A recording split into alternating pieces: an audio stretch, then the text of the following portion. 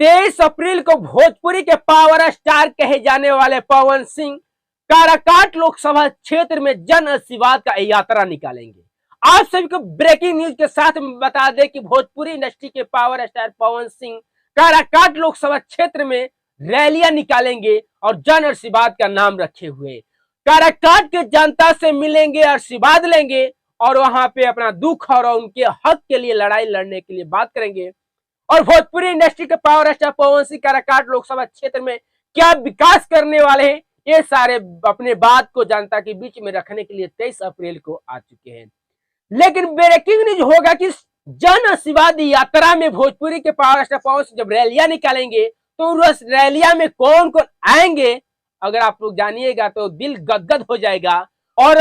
आप लोग सोचने पर मजबूर हो जाइएगा। कभी हम लोग सपना नहीं देखे थे कि काराकाट में इतने भोजपुरी इंडस्ट्री के दिग्गज कलाकार आएंगे, इतना बड़ा बड़ा हस्ती आ जाएगी भोजपुरी इंडस्ट्री के काराकाट लोकसभा क्षेत्र में। आप लोग सोचने पर मजबूर हो जाइएगा। लेकिन उससे पहले आप सभी को बता दें कि भोजपुरी इंडस्ट्री के पावर स्टार पवन सिंह के जन आशीर्वाद यात्रा में उनके माता जी सबसे पहले आएगी और अब उनके माता जी से जिस तरीके से पावर स्टार पवन सिंह अपने माँ से आशीर्वाद लिए, अपने माँ के वादा को निभाने के लिए सांसद के चुनाव लड़ने के लिए तय किए हैं, वहीं अपने माँ को लेकर जन आशीर्वाद यात्रा में निकलेंगे। और उसके साथ साथ में ज्योति भाभी, आप लोग तो हमेशा कहा करते थे कि ज्योति भाभी पवन सिंह एक हो जाए, ज्योति भाभी पवन सिंह एक हो जाए, तो काराकाट लोकसभा क्षेत्र के जनता के लिए पावर स्टार पवन सिंह अपने धर्मपत्नी ज्योति सिंह को अपना लिए हैं। और अपना कर आप सभी को बता दें कि ज्योति सिंह और भोजपुरी के पावर स्टार पवन सिंह दोनों मियां बीवी काराकाट लोकसभा क्षेत्र में नजर आएंगे और जन आशीर्वाद दोनों मियां बीवी मांगेंगे। भोजपुरी इंडस्ट्री के एक एक से हस्ती आ रही है, एक एक दिग्गज कलाकार आ रहा है काराकाट लोकसभा क्षेत्र में और जन आशीर्वाद पाने के लिए। और आप सभी को बता दें कि जब से भोजपुरी इंडस्ट्री के पावर स्टार पवन सिंह काराकाट लोकसभा क्षेत्र से चुनाव लड़ने के लिए ऐलान किए हैं निर्दलीय, तब से ही काराकाट लोकसभा क्षेत्र के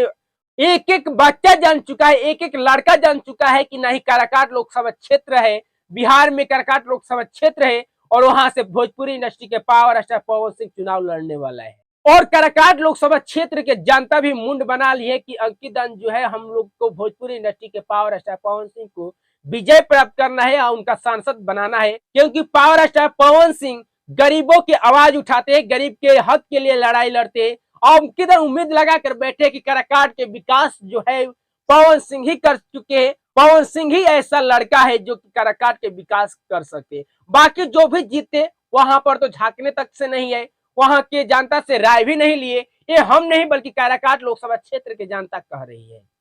आज सभी को बता दें कि खेसारी लाल यादव आ सकते हैं, अमरपाली आ सकती है, काजल रघवानी आ सकती है, अंजना सिंह आ जा सकती है, रानी चटर्जी आएगी, निधि आएगी, अंजना सिंह आएगी, मधु शर्मा भी आएगी। भोजपुरी इंडस्ट्री के एक एक कलाकार, एक एक हस्ती आएगी काराकाट लोकसभा क्षेत्र में और बड़ा दिखने वाला होगा, दिलचस्पी होगा कि पावर स्टार पवन सिंह का ऐसा देन है, पावर स्टार पवन सिंह ऐसा कदम रखते हुए भी